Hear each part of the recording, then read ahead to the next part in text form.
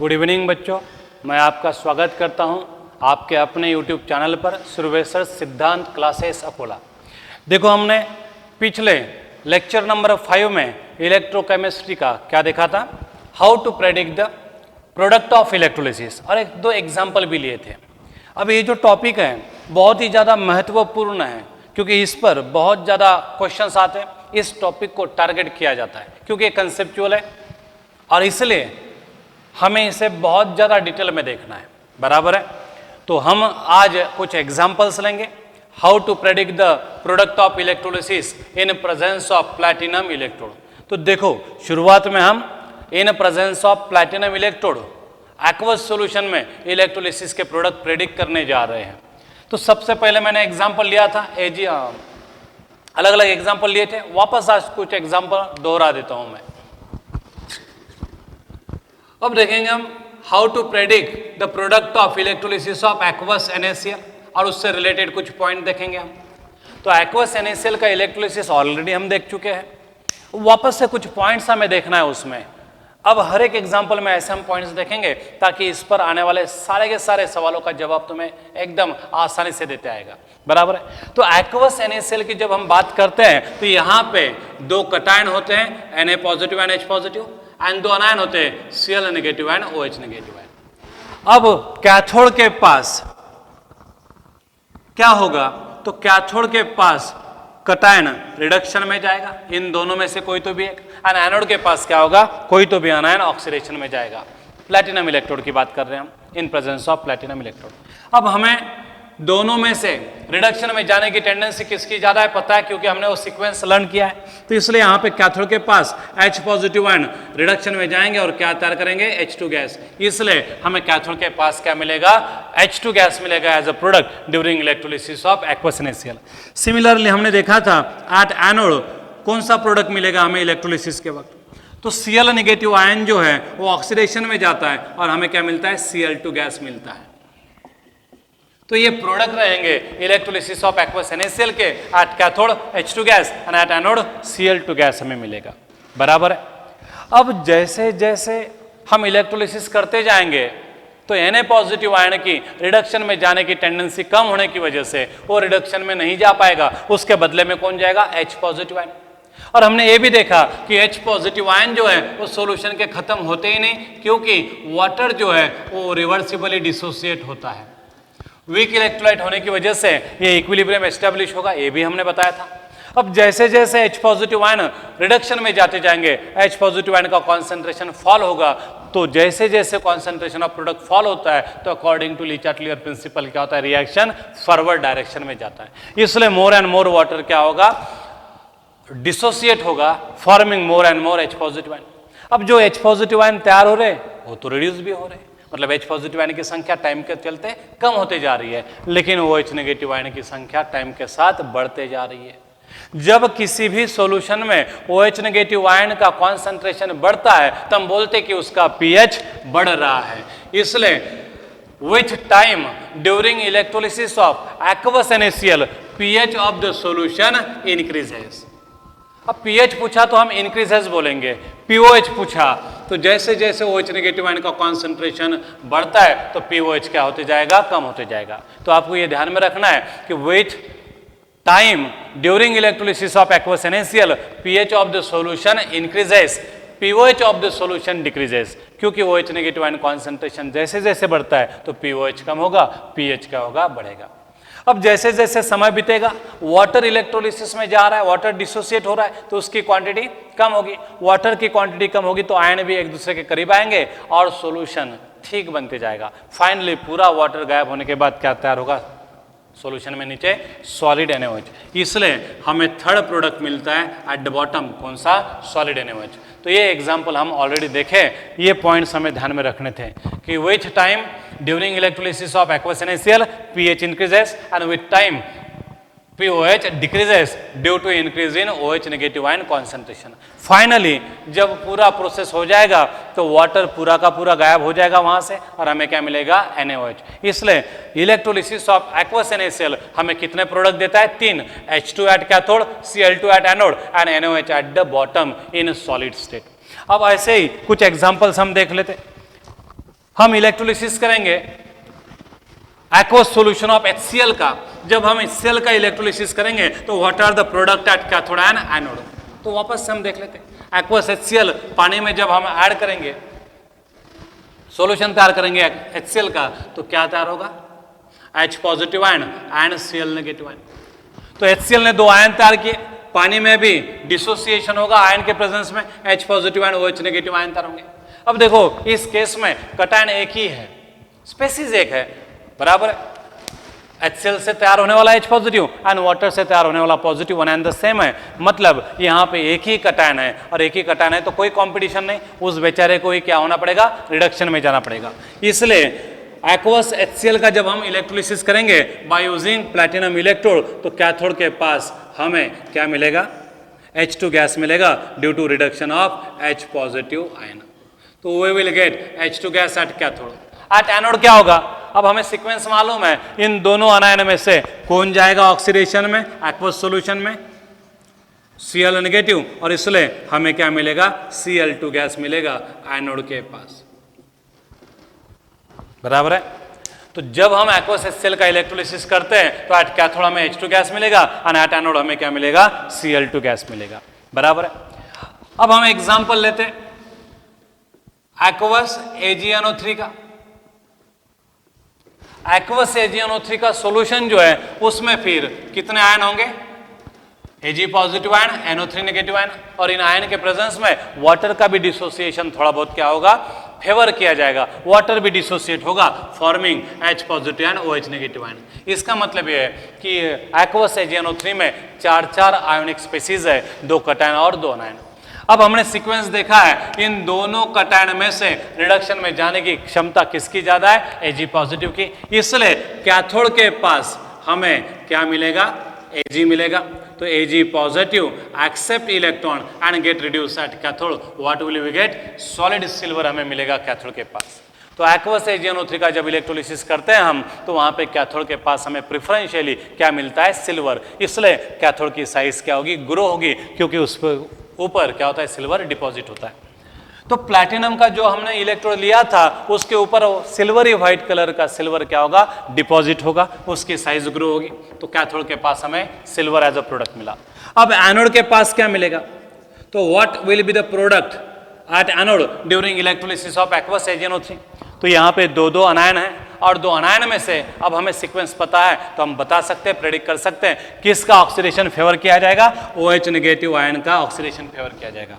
तो OH negative ion oxidation में गया तो क्या तैयार करेगा, हाफ O2 गैस तैयार करेगा, H पॉजिटिव आयन तैयार करेगा, आयन क्या लूज करेगा, 2 इलेक्ट्रॉन लूज करेगा, बराबर है। तो इस तरह से at anode preferentially OH negative ion undergo oxidation to form O2 gas. तो जब भी हम इलेक्ट्रोलिसिस करेंगे एक्वस AgNO3 का बाय यूजिंग प्लैटिनम इलेक्ट्रोड, तो product at cathode is silver and product at anode is O2, बराबर है, product at anode is O2।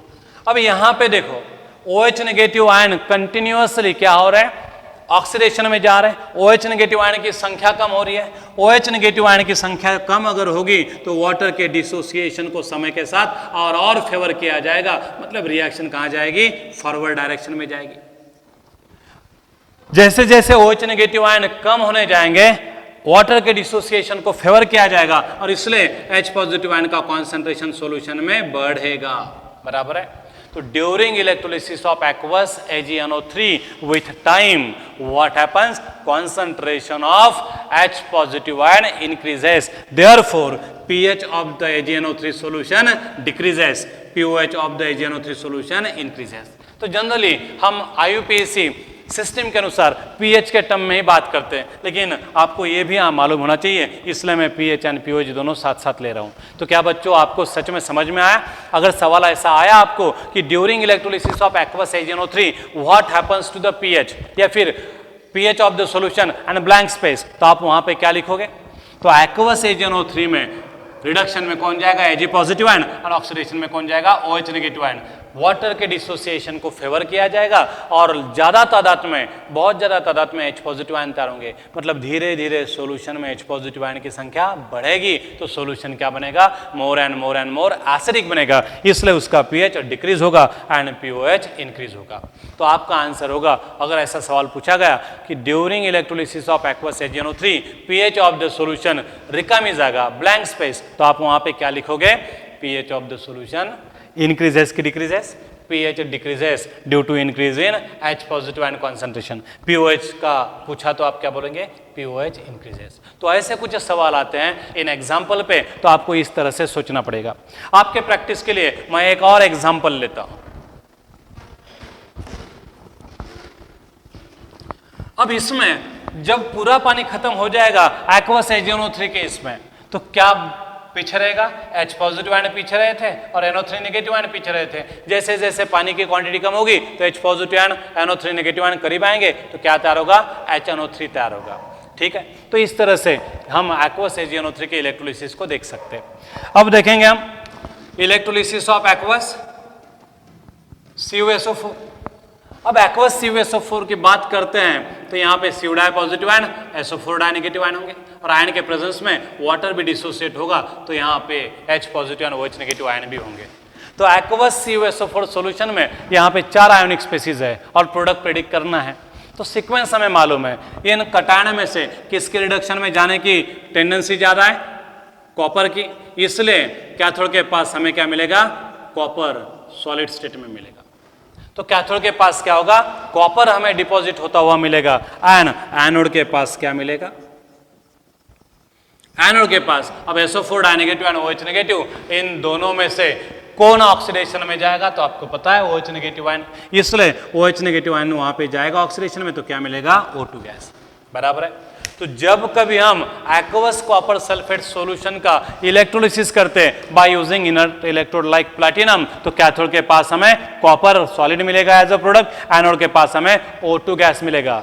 देखो एनोड के पास OH नेगेटिव ऑक्सीडेशन में जा रहा, O2 गैस मिल रहा है। जैसे जैसे OH नेगेटिव आयन की क्वांटिटी कम होगी water more and more dissociate होगा forming more and more H positive ion. तो एक्वस कॉपर सल्फेट के सॉल्यूशन का H पॉजिटिव आयन कॉन्सेंट्रेशन बढ़ते जा रहा है तो pH क्या होगा, डिक्रीज होगा, POH क्या होगा, इंक्रीज होगा। तो क्या आप समझ में आया है आपको? तो इस तरह से सवाल पूछा जाएगा कि during electrolysis of aqueous copper sulphate in presence of platinum electrode pH of the solution blank space, तो आपका आंसर होना चाहिए pH decreases and POH increases. तो ये इस तरह से हम pH भी सॉल्यूशन का प्रेडिक्ट कर सकते हैं, प्रोडक्ट तो प्रेडिक्ट कर ही पाएंगे। तो आपको बच्चों प्रेडिक्ट करना है प्रोडक्ट को, तो आपको सीक्वेंस ध्यान में रखना पड़ेगा। अब सीक्वेंस तो बहुत लंबा भी ले सकते हैं हम, लेकिन हमने आपके लिए आसान हो इसलिए गिने चुने एग्जाम्पल ही ले जो बार बार फ्रिक्वेंटली पूछे जाते हैं।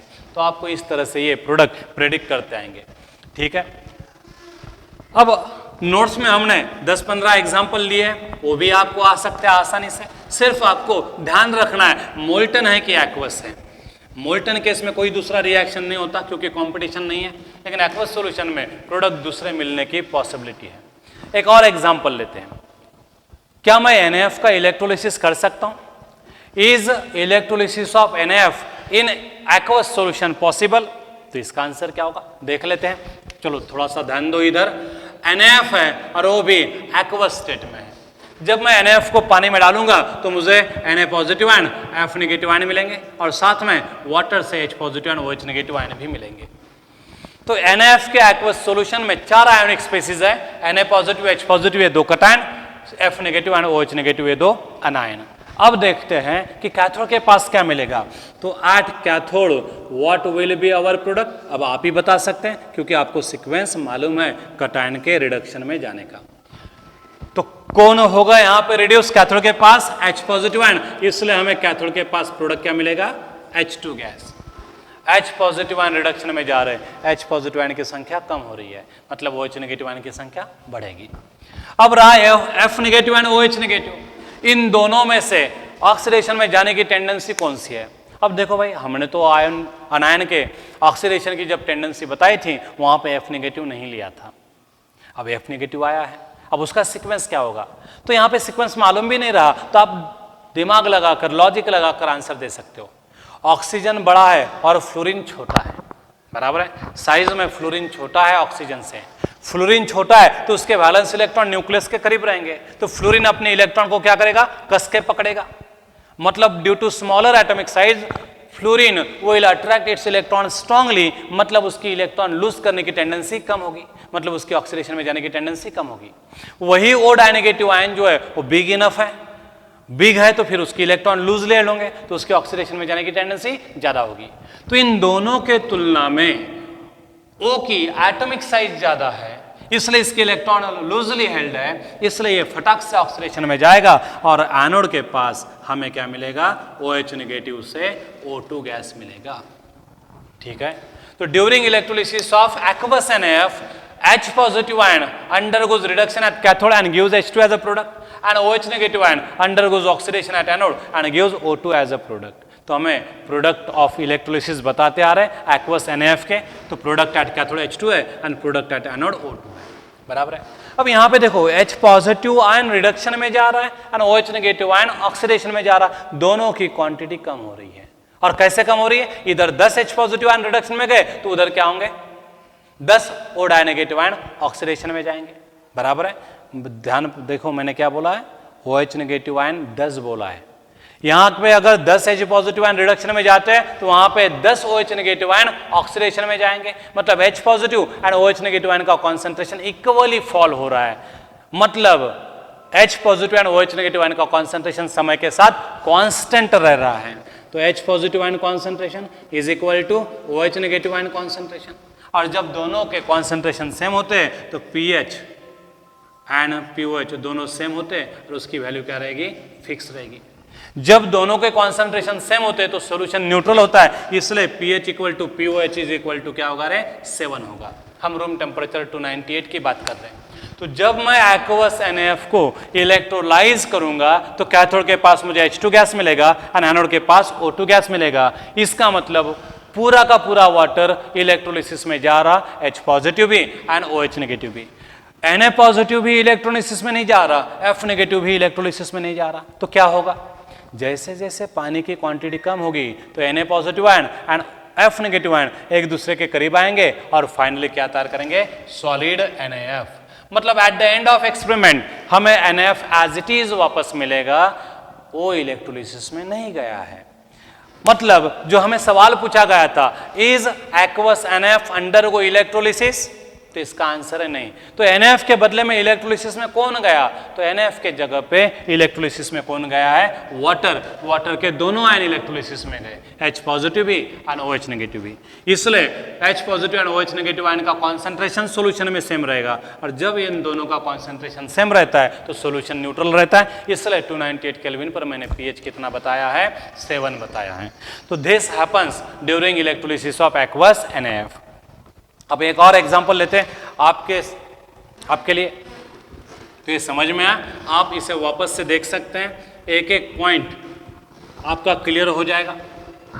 तो NaF इलेक्ट्रोलिसिस में नहीं जा रहा, at the end of electrolysis NaF हमें एज इट इज वापस मिलेगा। फिर इलेक्ट्रोलिसिस में गया कौन भाई, तो यहाँ पे इलेक्ट्रोलिसिस में कौन गया है, H2O गया है।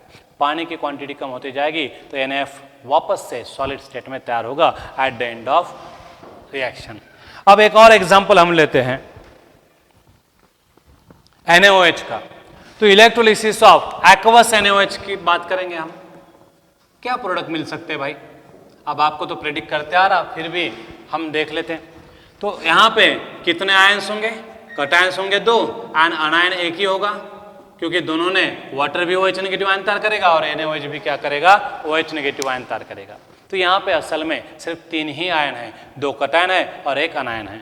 अब अनायन एक ही है तो कॉम्पिटिशन का कोई सवाल ही पैदा नहीं होता, उस बेचारे को किस में जाना पड़ेगा, ऑक्सीडेशन में। बात करते हैं कटायन की। तो एट कैथोड बताओ इन दोनों में से किसका रिडक्शन सबसे पहले होगा, जाहिर है H पॉजिटिव आयन का, इसलिए हमें H2 गैस मिलेगा किसके पास, कैथोड के पास। एट एनोड बता दो जरा कौन जाएगा ऑक्सीडेशन में, अब आप प्रेडिक्ट कर पाएंगे, एक ही अनायन है उसे ही जाना पड़ेगा। OH नेगेटिव आयन जब ऑक्सीडेशन में जाता है तो क्या तैयार होता है, half O2 gas plus H positive ion plus क्या है, ट्वाइस इलेक्ट्रॉन।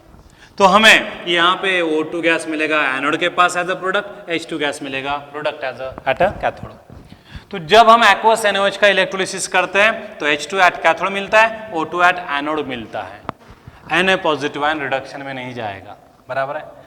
जैसे जैसे H पॉजिटिव रिडक्शन में जाएगा, OH नेगेटिव ऑक्सीडेशन में जाएगा, सॉल्यूशन में पानी की क्वांटिटी कम होगी, Na पॉजिटिव आयन बचे हुए OH नेगेटिव आयन के साथ कंबाइन होगा and at the end of experiment हमें सॉलिड NaOH वापस जैसे का वैसा मिल जाएगा। ठीक है, अब जब मैं इलेक्ट्रोलिसिस कर रहा हूं यहां पे, तो what happens to the pH and pOH of the solution. जरा सा सोचो कि जब मैं एक्वस NaOH का इलेक्ट्रोलिसिस करता हूं तो what happens to the pH and pOH। अब H पॉजिटिव आयन तो रिडक्शन में जा रहे हैं, H पॉजिटिव आयन की संख्या कंटिन्यूअसली कम होगी, तो दूसरे शब्दों में OH नेगेटिव आयन का कॉन्सेंट्रेशन बढ़ रहा है। जब H पॉजिटिव आयन कम होते हैं तो दूसरे शब्दों में हम क्या बोलते हैं, OH नेगेटिव आयन कॉन्सेंट्रेशन बढ़ रहा है। तो यहाँ पे OH negative ion concentration increase हो रहा है तो फिर pH भी इंक्रीज होगा एंड pOH क्या होगा भाई, डिक्रीज होगा। तो OH नेगेटिव आयन कॉन्सेंट्रेशन जैसे जैसे बढ़ेगा तो solution more and more basic होगा, pH बढ़ते जाएगा सॉल्यूशन का एंड pOH कम कम होते जाएगा विथ टाइम। तो ये था एक्वस NaOH का इलेक्ट्रोलिसिस। तो अब हमने 6-7 एग्जाम्पल लिए हैं electrolysis of aqueous solution in presence of platinum electrode. अगर आपने वो सीक्वेंस ठीक से लर्न किया तो आप किसी भी एक्वस इलेक्ट्रोलाइट के सॉल्यूशन का प्रोडक्ट प्रेडिक्ट कर सकते हो during electrolysis. pH and pOH क्या होगा ये भी बता सकते हो। तो आपको ये समझ में आया होगा। अब हम जाएंगे कुछ अबनॉर्मल केसेस की तरफ। समझो प्लैटिनम नहीं हमने यूज किया, उसके जगह पे दूसरा कोई कंडक्टिंग मटेरियल यूज किया, तो क्या प्रोडक्ट वैसे ही मिलेंगे या फिर प्रोडक्ट में कुछ बदलाव देखने को मिलेगा। तो ऐसे कुछ एग्जांपल्स हमें अब देखने हैं। इलेक्ट्रोलिसिस तो करेंगे हम, but in presence of active electrode. Active electrode का मतलब क्या होता है भाई, ऐसे इलेक्ट्रोड जो रिएक्टिव है। रिएक्टिव मतलब जो सेल रिएक्शन में इंटरफेरेंस करेंगे, बराबर है। तो सेल रिएक्शन में इंटरफेयर करने वाले इलेक्ट्रोड को हम क्या बोलते हैं, रिएक्टिव इलेक्ट्रोड। तो जब हम प्लैटिनम इलेक्ट्रोड के बदले में ऐसे रिएक्टिव इलेक्ट्रोड का इस्तेमाल करेंगे तो हमें प्रोडक्ट कैसे मिलेंगे। तो एक एग्जांपल लेते हैं। हमें एक्वस NaCl का इलेक्ट्रोलिसिस मालूम है प्लैटिनम के प्रेजेंस में। कैथोड के पास H2 मिलता है और एनोड के पास Cl2 मिलता है। लेकिन अब हम एक्वस NaCl का इलेक्ट्रोलिसिस करेंगे by using mercury cathode. Anode हम प्लैटिनम का ही लेंगे, लेकिन कैथोड जो है वो हम मर्क्यूरी को लेंगे। तो अब की बार जो हम एग्जाम्पल देख रहे हैं वो एक्सेप्शनल केसेस का एग्जाम्पल देख रहे हैं। इसमें हम एक्वस NaCl को इलेक्ट्रोलाइज करेंगे but in presence of mercury cathode. Anode platinum का ही है लेकिन कैथोड किसका है, मर्क्यूरी का। तो देखो यहाँ पे कितने आयंस होंगे, NaCl से Na पॉजिटिव आयन मिलेगा, Cl नेगेटिव, एंड पानी भी डिसोसिएट होगा तो क्या मिलेगा, H positive and OH negative. तो ऐसे यहाँ पे 4 टाइप के आयंस है। लेकिन प्लैटिनम कैथोड के जगह पे हमने किसका इस्तेमाल किया है, मर्क्यूरी कैथोड का। अब मर्क्यूरी कैथोड के प्रेजेंस में कैथोड के पास प्रोडक्ट वही मिलेगा कि अलग मिलेगा। तो इसके लिए हमें थोड़ी बहुत मर्क्यूरी की टेंडेंसी मालूम चाहिए। तो देखो ओनली लिक्विड मेटल कौन है, मर्क्यूरी है। मर्क्यूरी की एक खास बात है कि उसे मेटल के लिए बहुत स्ट्रांग एफिनिटी है और वो मेटल को अपने अंदर डिसॉल्व कर लेता है। जब मेटल मर्क्यूरी में डिसॉल्व होता है तो उसे हम क्या बोलते हैं, अमलगम बोलते हैं। तो mercury with metal forms amalgam और इस प्रोसेस को हम बोलते हैं अमलगमेशन। इसका मतलब यह है कि मर्क्यूरी को मेटल के लिए बहुत ज़्यादा एफिनिटी है, इसलिए मर्क्यूरी हमेशा मेटल को क्या करेगा, प्रीफर करेगा। तो जब हम एक्वस NaCl का इलेक्ट्रोलिसिस करेंगे बाय यूजिंग मर्क्यूरी कैथोड तो एनोड के पास नियम के अनुसार रिएक्शन होगी। इन दोनों अनायन में से किसका ऑक्सीडेशन फेवर होगा, जाहिर है Cl नेगेटिव आयन का। तो एट एनोड हमें क्या मिलेगा भाई,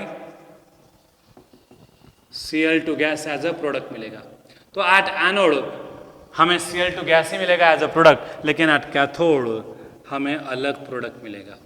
कैथोड के पास वैसे H2 मिलना चाहिए था, लेकिन यहाँ पे H2 नहीं मिलता, यहाँ पे क्या मिलता है, सोडियम मिलता है। तो at cathode we will get sodium. क्यों सोडियम क्यों मिला, H पॉजिटिव आयन की रिडक्शन में जाने की क्षमता ज़्यादा थी Na पॉजिटिव आयन की तुलना में। तो फिर यहाँ पे H पॉजिटिव ने रिड्यूस होना चाहिए था और H2 गैस मिलना चाहिए था, लेकिन हमें H2 गैस नहीं मिला, उसके बदले में कौन मिला? सोडियम मिला। ऐसा क्यों हुआ?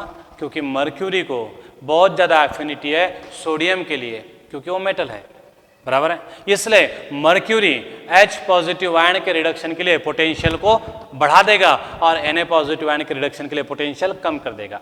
जैसे कि मैं एक एग्जांपल बता देता हूं, जैसे द्रोणाचार्य थे, उनका एक अश्वत्थामा नाम का बच्चा भी था जिसकी उम्र कौरव और पांडव की इतनी ही थी। अब वो अपने बच्चे का महत्व बढ़ाना चाहते थे, कौरव पांडव के साथ उसका भी महत्व बढ़े, और इसलिए उसे वो अलग से कुछ विद्या देना चाहते थे। अब उसको अलग से विद्या कैसे दे? अलग से सिखाएंगे कैसे? कौरव पांडव तो साथ में रहेंगे, तो फिर सबको सिखाना पड़ेगा। तो इसका इंपॉर्टेंस बना रहे, इसके लिए इसको कुछ अलग से दाव पेच सिखाने थे, इसलिए वो अलग से इसको सिखाने वाले थे। लेकिन समय कब मिलेगा? सब तो साथ साथ रहते थे गुरुकुल में। इसलिए उन्होंने तरकीब क्या की, दोनों को जब पानी भरने के लिए भेजा जाता था कौरव और पांडव को, तो उनके पास जो घड़ा रहता था उसका मुंह जो था बहुत नैरो था, बहुत छोटा था। मतलब जब वो घड़ा लेकर नदी पर जाते थे पानी लाने के लिए, तो छोटा मुंह होने की वजह से जो मटका रहता था वो भरने के लिए बहुत ज़्यादा समय लगता था। और जो अश्वत्थामा है उसको बड़े मुंह वाला मटका देते थे, वो फटाक से भर जाता था। तो उतने समय में अश्वत्थामा जो था वो फटाक से मटका भरता था अपना और फासले अपने घर पे आता, और कौरव पांडव को मटका भरने के लिए समय ज़्यादा लगता था, तो उनको घर आने के लिए देरी होती थी। तो जो 15-20 मिनट का समय मिल जाता था उसमें द्रोणाचार्य क्या कर रहे थे? उसे ब्रह्मास्त्र की शिक्षा दे रहे थे, बराबर है। मतलब द्रोणाचार्य तो गुरु थे, उन्होंने ऐसा नहीं करना चाहिए था, लेकिन द्रोणाचार्य के लिए कौरव भी स्टूडेंट है, पांडव भी स्टूडेंट है, अश्वत्थामा स्टूडेंट है और अपना पुत्र भी है। इसलिए द्रोणाचार्य के मन में अश्वत्थामा के लिए ज्यादा प्यार था as compare to Kaurav and Pandav. इसलिए अश्वत्थामा को ज्यादा वो ध्यान देते थे। अश्वत्थामा की सीखने की वृत्ति इतनी ज्यादा नहीं थी, वो इतना टैलेंटेड नहीं था, कौरव पांडव इतना, अर्जुन के इतना बोलेंगे हम, फिर भी उसको ब्रह्मास्त्र का उन्होंने ज्ञान दिया। हम देखेंगे electrolysis of aqueous copper sulphate but in presence of copper electrode. यहाँ पे प्लैटिनम के जगह पे दोनों के दोनों इलेक्ट्रोड हमने किसके यूज किए हैं? कॉपर के ही यूज किए। तो चलो देखते हैं प्रोडक्ट कैसे मिलेंगे। तो समझो ये एक बीकर है और इस बीकर में हमने कॉपर सल्फेट के सॉल्यूशन को ऐड किया है, और इसमें कॉपर सल्फेट के सॉल्यूशन में 2 कॉपर इलेक्ट्रोड डिप कर दिए हैं। एक कॉपर इलेक्ट्रोड को मैंने पॉजिटिव टर्मिनल के साथ जोड़ दिया और एक इलेक्ट्रोड को नेगेटिव टर्मिनल के साथ जोड़ दिया। हमें पता है कि during electrolysis positive electrode always serve as a anode. तो यहाँ पे पॉजिटिवली चार्ज कॉपर इलेक्ट्रोड क्या करेगा? एनोड का काम करेगा। एंड हमें नेगेटिवली चार्ज इलेक्ट्रोड जो है वो इलेक्ट्रोलिसिस में हमेशा कौन सा रोल प्ले करता है? कैथोड का। तो इसलिए ये नेगेटिवली चार्ज इलेक्ट्रोड जो है वो क्या है? फिर कैथोड है। तो कॉपर का ही एनोड है, कॉपर का ही कैथोड है। अब एक्वस कॉपर सल्फेट में 4 आयंस होंगे हमेशा की तरह, CO डाई पॉजिटिव आयन और पानी से तैयार होने वाला H positive ion, SO4 di negative ion and पानी से तैयार होने वाला OH नेगेटिव आयन। तो इस तरह से एक्वस कॉपर सल्फेट में ये 4 आयोनिक स्पेसीज प्रेजेंट है, और जब हम इसमें करंट पास करेंगे by using both the copper electrode, तो व्हाट हैपेंस? तो देखो यहां पे कैथोड के पास क्या होना चाहिए? Reduction of cations. कौन सा कटायन रिडक्शन में जाएगा? तो हमें यहाँ पे 2 कटायन दिखाई दे रहे हैं, और 2 कटायन में से कॉपर डाइपॉजिटिव आयन की रिडक्शन में जाने की टेंडेंसी क्या है? ज्यादा है। ये इलेक्ट्रोड भी कॉपर का है, तो कॉपर मेटल है, तो मेटल के डिपोजिशन को क्या करेगा? वो फेवर करेगा। इसलिए यहाँ पे CO डाइपॉजिटिव आयन की रिडक्शन में जाने की टेंडेंसी ज्यादा है, और वो क्या है? मेटल भी है। तो कॉपर कैथोड के पास CO डाइपॉजिटिव आयन का रिडक्शन हो जाएगा और हमें क्या मिलेगा? Solid copper. तो at copper cathode what will we get? Solid copper. तो सॉल्यूशन में से CO डाइपॉजिटिव आयन इस कैथोड के पास जाएंगे और 2 इलेक्ट्रॉन गेन करके वहां पे कॉपर बन के डिपॉजिट हो जाएंगे। इसलिए प्रोडक्ट एट कॉपर कैथोड क्या है? कॉपर सॉलिड है। Do you got it? तो कॉपर कैथोड के पास कोई अबनॉर्मेलिटी देखने को नहीं मिली। वहां पे CO पॉजिटिव आयन का ही रिडक्शन होना चाहिए था, क्योंकि उसका रिडक्शन पोटेंशियल ज्यादा था इसलिए, तो उसका ही रिडक्शन हुआ, कोई अबनॉर्मेलिटी देखने को नहीं मिली। लेकिन अब एनोड के पास क्या होगा, तो at copper anode what happens, अब कॉपर एनोड के पास SO4 डाइनेगेटिव आयन भी अट्रैक्ट हो सकता है, OH नेगेटिव आयन भी अट्रैक्ट हो सकता है। अब इन दो अनायन में से किसका ऑक्सीडेशन होगा, कॉपर एनोड के पास। तो जब हम एक्सपेरिमेंट करते हैं तो देखते हैं कि इस कॉपर एनोड के पास ना SO4 डाइनेगेटिव आयन और ना ही OH नेगेटिव आयन ऑक्सीडाइज होता है। तो इनमें से कोई भी आयन ऑक्सीडाइज नहीं होता वहां पे। क्यों भाई, क्योंकि वहां पे कौन प्रेजेंट है, तीसरी एक स्पीसीज प्रेजेंट है जिसका नाम क्या है, कॉपर।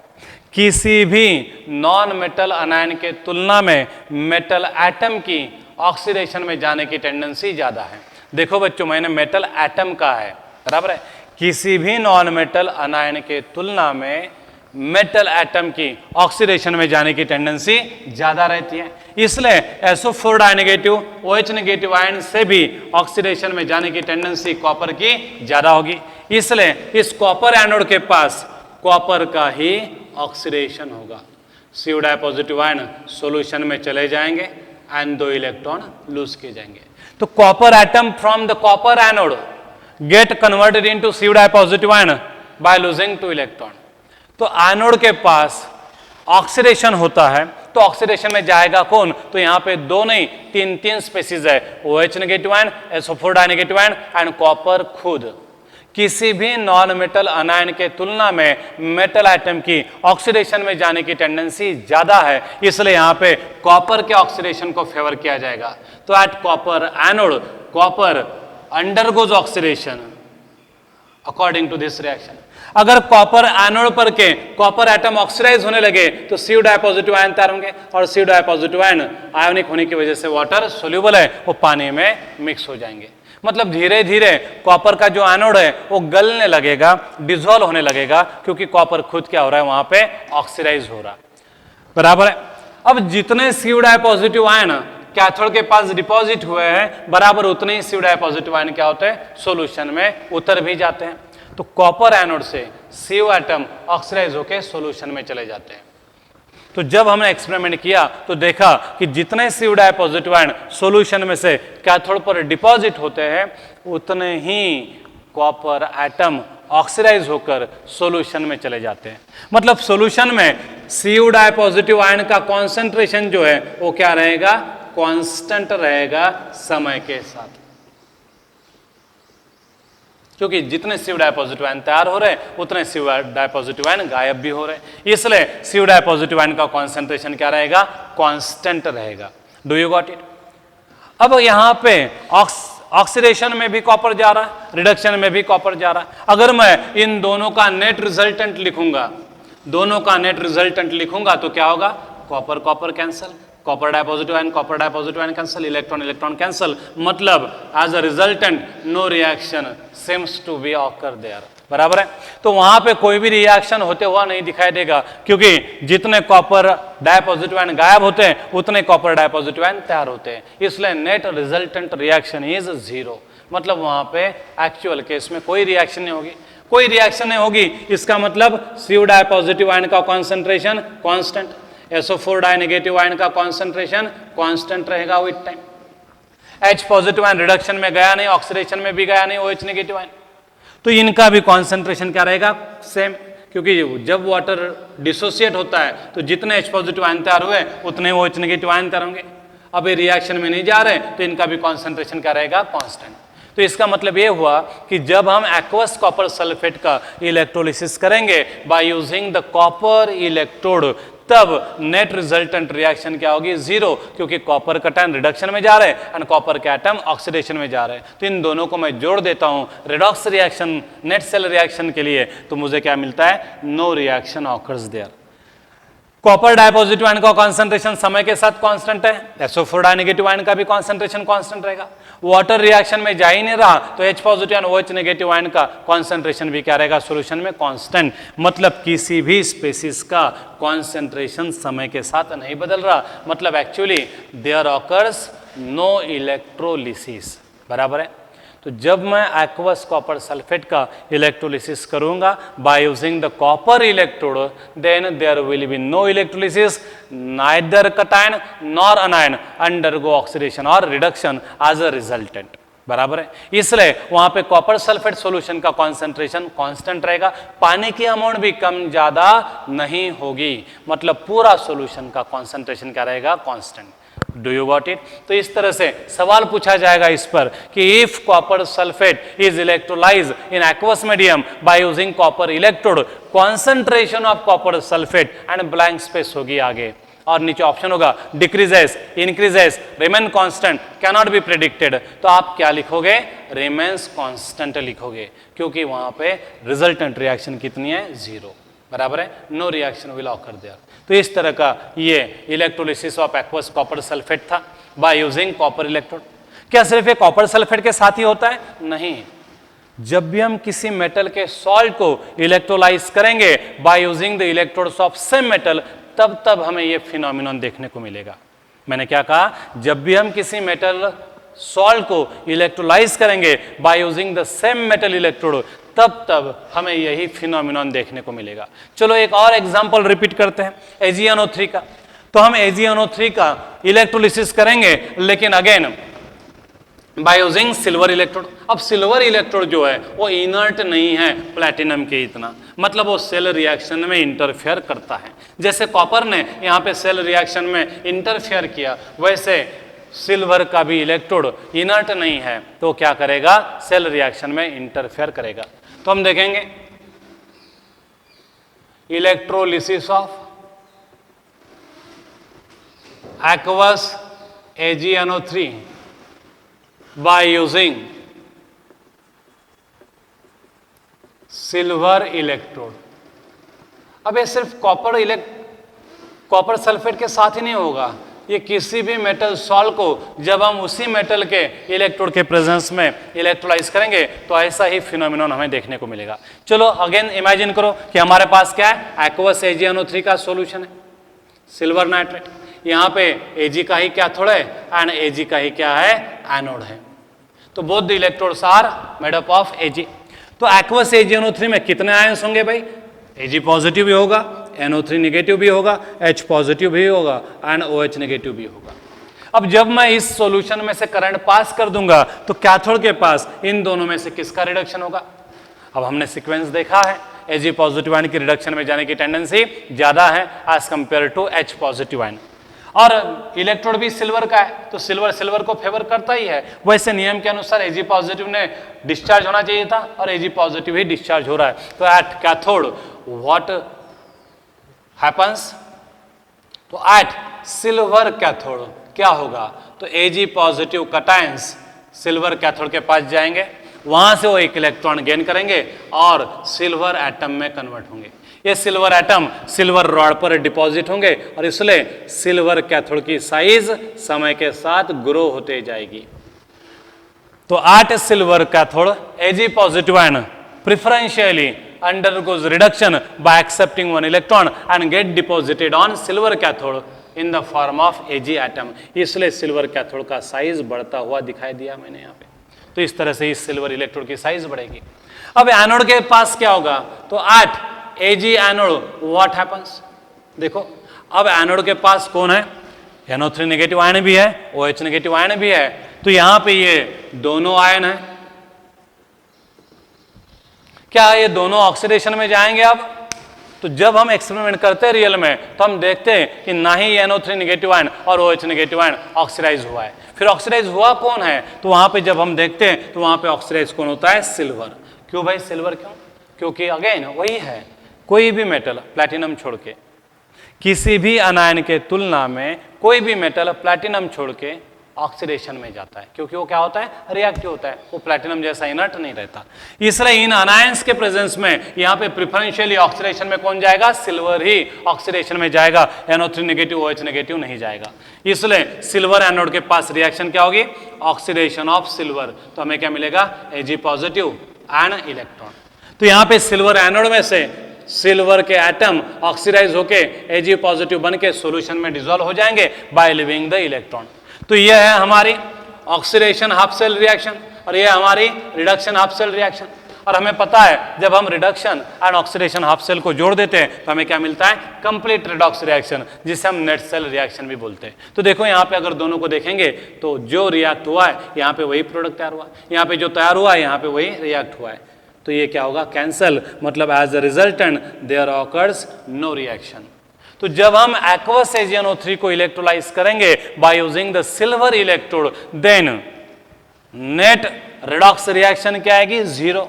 वहां पे कोई भी ऑक्सीडेशन में रिडक्शन में नहीं जा रहा ऐसा दिखाई देगा, क्योंकि नेट रिएक्शन कितनी है, जीरो है, बराबर है। इसका मतलब ना Ag पॉजिटिव आयन का कॉन्सेंट्रेशन कम होगा ना NO3 नेगेटिव आयन का। इसका मतलब यह है कि ये आयोनिक स्पेसिस का कॉन्सेंट्रेशन कांस्टेंट रहेगा। H पॉजिटिव आयन का concentration equal to OH negative ion का कॉन्सेंट्रेशन। तो भाई यहाँ पे इलेक्ट्रोलिसिस में कौन जा रहा है, ना Ag पॉजिटिव आयन, ना NO3 नेगेटिव आयन, और ना ही H पॉजिटिव ना ही OH नेगेटिव आयन। मतलब कोई भी एज अ रिजल्टेंट इलेक्ट्रोलिसिस में नहीं जा रहा, मतलब वहां पे हर एक स्पेसिस का कॉन्सेंट्रेशन क्या रहेगा, कांस्टेंट। तो आपको ये भी सवाल पूछा जाता है during electrolysis of aqueous AgNO3 in presence of silver electrode concentration of AgNO3 remains रिकामी जागा, तर काय लिहाल तुम्ही, कॉन्स्टंटली आला पाहिजे।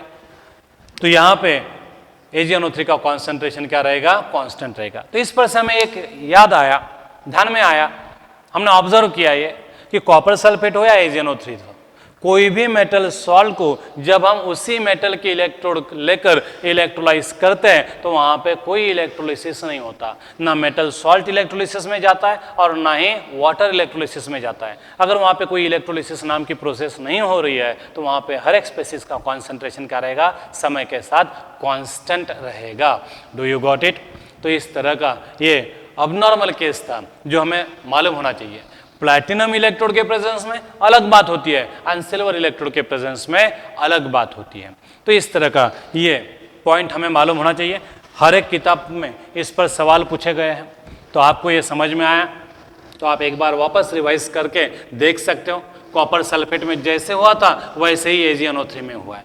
अब ऐसा ही होगा जब भी किसी मेटल सॉल्ट को हम इलेक्ट्रोलाइज करेंगे by using the electrodes of same metal, nothing will happen, concentration of solution remains constant. लेकिन याद रहे ऐसा बोलते वक्त वहां पे प्लैटिनम इलेक्ट्रोड नहीं होना चाहिए, उसी मेटल के इलेक्ट्रोड होने चाहिए, ध्यान में। अब एक और एग्जांपल देखेंगे हम, electrolysis of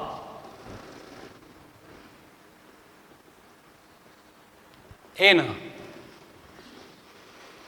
highly alkaline medium. अब एक और अबनॉर्मल केस है, electrolysis of aqueous NaCl in highly alkaline solution, मतलब NaOH के प्रेजेंस में जहां पे बेस का कॉन्सेंट्रेशन ज्यादा है।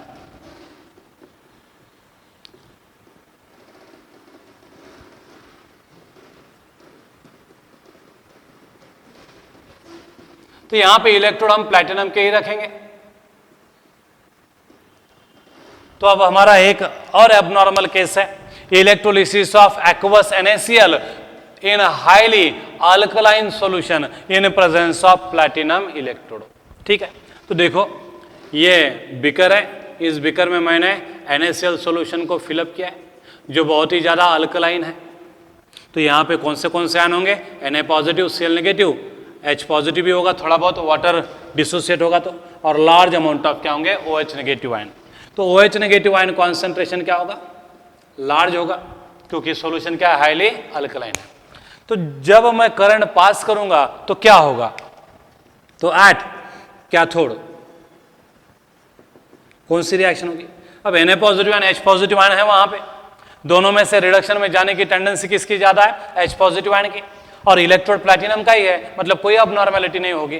तो यहां पे at cathode H positive ions from the solution accept electron and get converted into H2 gas. तो हमें प्रोडक्ट एट कैथोड क्या मिलेगा, H2 गैस ही मिलेगा, जैसे हमेशा मिलता है। तो अब हम देख रहे हैं electrolysis of aqueous NaCl in highly alkaline solution in presence of platinum electrode. तो देखो ये एक्वस NaCl है, मतलब उसमें Na positive ion, Cl negative ion होंगे, पानी है तो H positive ion, OH negative ion भी होगा, लेकिन सॉल्यूशन हाईली अल्कलाइन है, मतलब OH नेगेटिव आयन का कॉन्सेंट्रेशन H पॉजिटिव आयन की तुलना में बहुत ज्यादा रहेगा, इसलिए सॉल्यूशन को हमने हाईली अल्कलाइन कहा। अब कैथोड के पास कौन सी रिएक्शन होगी?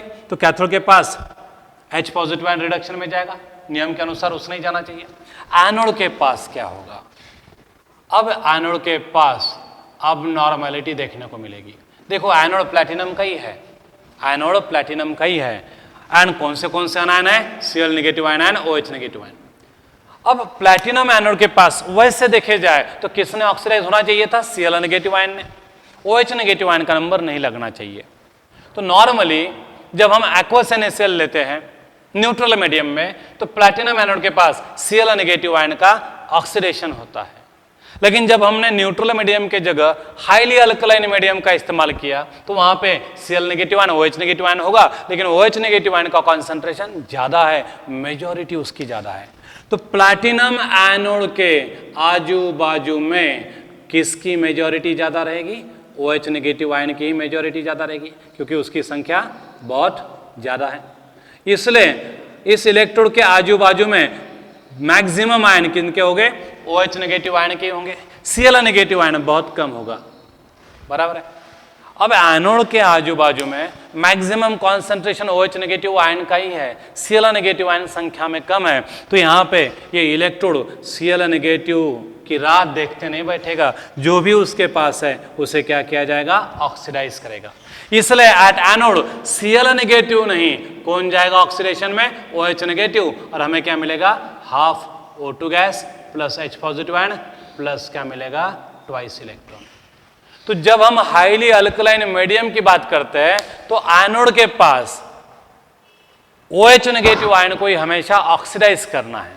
देखिए जब भी आप किसी इलेक्ट्रोलाइट को हाईली अल्कलाइन मीडियम में प्लैटिनम इलेक्ट्रोड के प्रेजेंस में ऑक्सीडाइज करते हो, इलेक्ट्रोलाइज करते हो, तो वहां पे सिर्फ और सिर्फ OH नेगेटिव आयन ही ऑक्सीडेशन में जाएगा, भले उसकी ऑक्सीडेशन में जाने की टेंडेंसी ज्यादा हो या फिर कम हो। तो समझ में आए? क्योंकि एक रूल हम हमेशा यूज करते हैं, मेजॉरिटी रूल्स।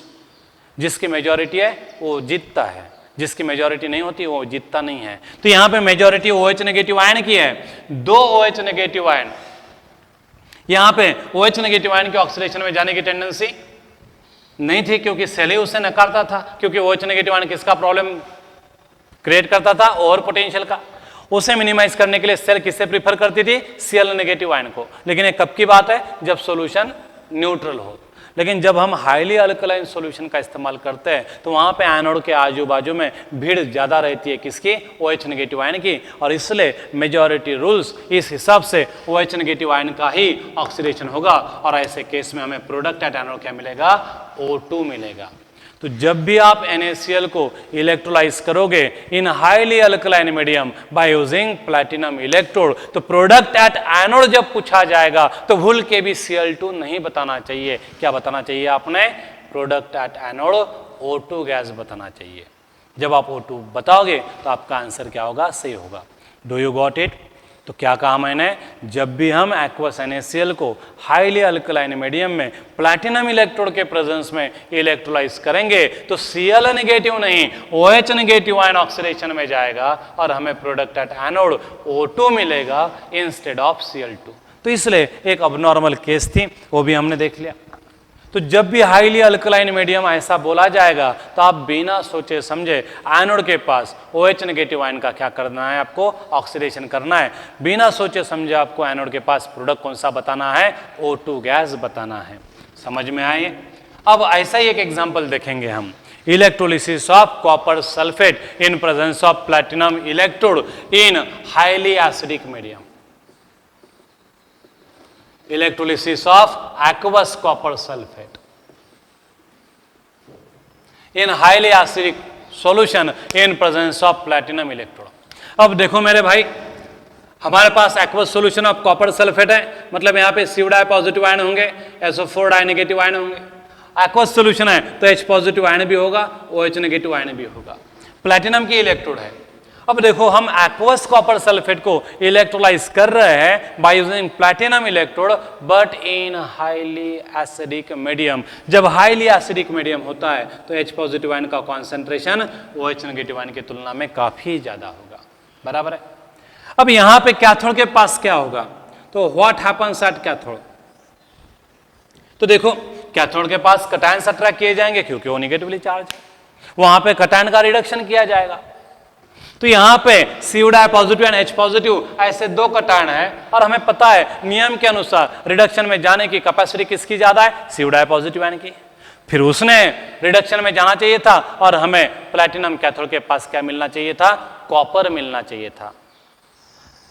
जब हम हाईली एसिडिक मीडियम की बात करते हैं तो वहां पे हमें प्लैटिनम कैथोड के पास कभी कॉपर नहीं मिलता क्योंकि इस कैथोड के पास H पॉजिटिव आयन की भीड़ ज़्यादा रहती है, CODI पॉजिटिव आयन संख्या में काफ़ी कम होंगे, इसलिए यहाँ पे कैथोड के आजू बाजू में H पॉजिटिव आयन की संख्या ही ज़्यादा रहेगी। तो यहाँ पे भी मेजॉरिटी रूल्स इस हिसाब से H पॉजिटिव आयन का ही रिडक्शन फेवर किया जाएगा। तो देखो, तो जब हम कॉपर सल्फेट के एक्वस सॉल्यूशन को इलेक्ट्रोलाइज करेंगे हाईली एसिडिक मीडियम में इन प्रेजेंस ऑफ प्लैटिनम इलेक्ट्रोड, तो हमें ऐसा लगता है कि भाई CODI पॉजिटिव आयन की रिडक्शन में जाने की टेंडेंसी ज्यादा है तो उसने डिपॉजिट होना चाहिए, ऐसा लगता है। लेकिन यहां ध्यान देना पड़ेगा, जब भी कहीं हाईली एसिडिक सॉल्यूशन बोला जाएगा तो आपको याद रखना है कि हाईली एसिडिक सॉल्यूशन का जब भी इलेक्ट्रोलिसिस करोगे आप बाय यूजिंग प्लैटिनम इलेक्ट्रोड, तो आपको बिना सोचे समझे H पॉजिटिव आयन का ही रिडक्शन करके दिखाना है। तो H पॉजिटिव आयन की भीड़ ज़्यादा है तो वहाँ पे प्रेफरेंशियली वही रिडक्शन में जाएगा और रिडक्शन में जाके कैथोड के पास हमें प्रोडक्ट क्या मिलेगा, H2 गैस। तो आपको एक और बात ध्यान में रखेंगे, during electrolysis of any aqueous solution in presence of platinum electrode and in highly acidic solution at cathode you will preferentially get H2 gas as a product। तो आपको हमेशा H2 gas as a product मिलेगा, ना copper मिलेगा वहाँ पे, ना silver मिलेगा वहाँ पे, ना कोई मिलेगा, आपको मिलेगा H2 गैस। तो ये याद रखना चाहिए। तो जब भी आपको किसी इलेक्ट्रोलाइट का इलेक्ट्रोलिसिस का प्रोडक्ट पूछा जाएगा कैथोड के पास इन हाईली एसिडिक मीडियम, तो कैथोड के पास हाईली एसिडिक मीडियम पढ़ने के बाद आपका प्रोडक्ट हमेशा क्या होना चाहिए, H2 गैस होना चाहिए। जब भी किसी इलेक्ट्रोलाइट का आप इलेक्ट्रोलिसिस करेंगे प्लैटिनम इलेक्ट्रोड के प्रेजेंस में इन हाईली अल्कलाइन मीडियम, तब बिना सोचे समझे एनोड के पास आप प्रोडक्ट क्या बताओगे, O2 गैस बताओगे। तो ये कुछ अबनॉर्मल केसेस थी इलेक्ट्रोलिसिस में जो हमें बार बार पूछी जाती है, हर किताब में इन पर सवाल पूछे गए हैं, अगर आपने किताबें देखें तो आपको ये पता भी चल जाएगा। तो ये कुछ अबनॉर्मल केसेस थी ड्यूरिंग इलेक्ट्रोलिसिस, तो ये आपको ध्यान में रखना है, समझना है आपको। एक बार वापस से वीडियो देख लीजिएगा आप, कुछ डाउट आए तो मेरा व्हाट्सएप नंबर आपको पता है, आप मुझे व्हाट्सएप पर क्या कर सकते हैं, आपकी क्वेरीज भेज सकते हैं।